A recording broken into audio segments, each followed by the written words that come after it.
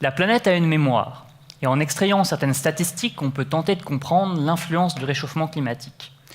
Mais comment appréhender cette si gigantesque source d'informations afin d'expliquer un phénomène si complexe? Heureusement, pour les cyclones, c'est presque comme du tennis. Je vous explique. Pour cela, prenons un joueur, Matteo Donati. Vous le connaissez pas? C'est normal, moi non plus. C'est lui là, avec le t-shirt rouge. Et tout ce que je sais sur lui, c'est qu'il est classé 300e joueur mondial. À votre avis, quelles sont ses chances de victoire s'il affronte Roger Federer?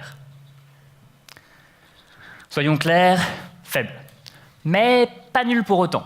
En fait, la victoire de Matteo, c'est ce qu'on pourrait appeler un événement rare, très rare. Et disons-le tout de suite, prédire le lieu et l'heure de cet événement qui serait historique, ça relèverait de la voyance.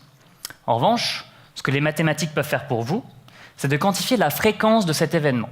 C'est-à-dire, est-ce qu'on peut s'attendre à voir Matteo gagner contre Roger une fois tous les 10 ans, une fois tous les 20 ans, une fois dans toute la carrière de Roger, ou est-ce qu'il faudrait même 2 carrières pour être témoin de cet événement?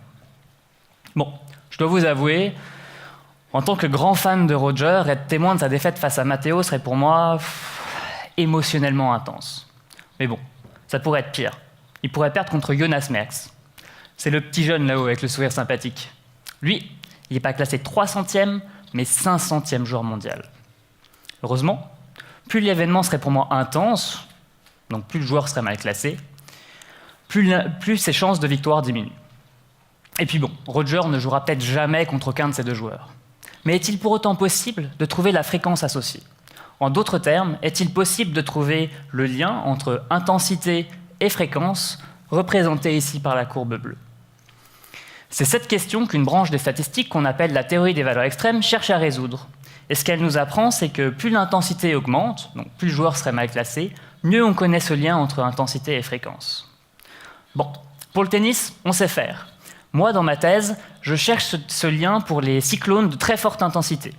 En fait, j'extrais cette relation d'une gigantesque base de données disponible sur l'ensemble du globe afin d'estimer l'intensité et donc les potentiels dommages de cyclones comme on peut s'attendre à voir une fois tous les 20 ans, une fois tous les 50 ans, voire même une fois tous les 100 ans.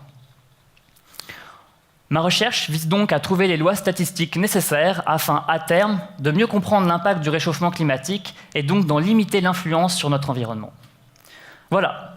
J'espère en tout cas que grâce à ces 3 minutes ce soir, la prochaine fois que Roger perdra un match contre toute attente, vous pourrez vous consoler en vous disant que grâce à sa défaite aujourd'hui, on en sait un peu plus sur les cyclones. Merci.